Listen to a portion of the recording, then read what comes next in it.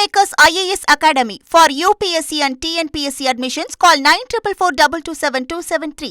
Chennai governor மாளிகையான மக்கள் பவனில் செய்தியாளர்களை சந்தித்த காங்கிரஸ் நாடாளுமன்ற உறுப்பினர் மாணிக்கம் தாக்கூர் கூட்டணியை விட்டு வெளியேறிய போது திமுகவிடம் தகவல் தெரிவிக்காதது ஏன் என்கிற கேள்விக்கு ஆவேசமாக பதிலளித்தார்.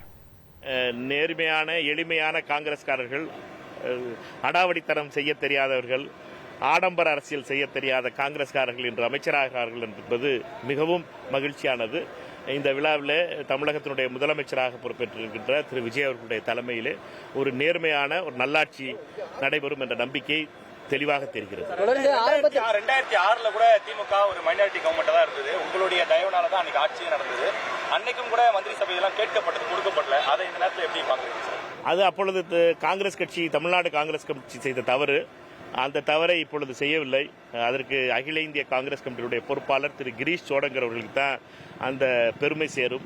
எந்த விதத்திலும் தமிழக காங்கிரஸ் தொண்டர்களுக்கு துரோகம் விளைவிக்காமல் எவ்வளவோ அவமானங்களையும், எவ்வளவோ இகழ்வுகளையும், எவ்வளவோ கடுமையான விமர்சனங்களையும் சந்தித்து திரு கிரீஷ் சோடங்கர் அவர்கள் இதை செய்து காட்டியிருக்கிறார். இந்த புகழ் அனைத்தும் திரு கிரீஷ் சோடங்கர் அவர்களே. இந்த எங்களுடைய புதிய துவக்கம் என்பது வெற்றி கழகத்தினுடைய, தமிழக வெற்றி கழகத்தினுடைய உறவு என்பது நீண்டகால உறவாக இருக்கும் என்று நம்புகிறோம். ராகுல் காந்தி அவர்களுக்கும் திரு விஜய் அவர்களுக்குமான உறவு என்பது ஒரு சகோதரத்துவ உறவாக இருக்கிறது. திரு விஜய் அவர்கள் திரு ராகுல் காந்தி அவர்களை சகோதரர் என்று, மை பிரதர் என்று அழைக்கின்ற அளவில் இந்த உறவு இருக்கிறது. இந்த உறவு பலமாக இருக்கும் என்று நம்புகிறோம். 22 ஆண்டுகளா இருந்தா நீங்களே குறிப்பிடுறீங்க.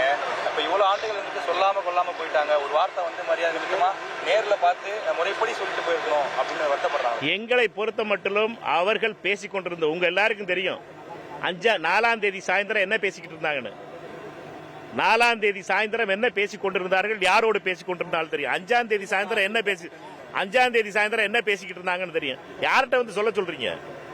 நீங்க வந்து யார்கிட்ட இதெல்லாம் பேச வேணாம்னு நினைக்கிறோம், விட்டுருங்க. எங்களை பொறுத்த மட்டும் 4ஆம் தேதியே அவர்கள் பேச, ரிசல்ட் வந்துகிட்டு இருக்கும் போதே 3 மணிக்கு பேச ஆரம்பிச்சிட்டாங்க. அதுக்கப்புறம் சொல்றதுக்கு என்ன இருக்கு?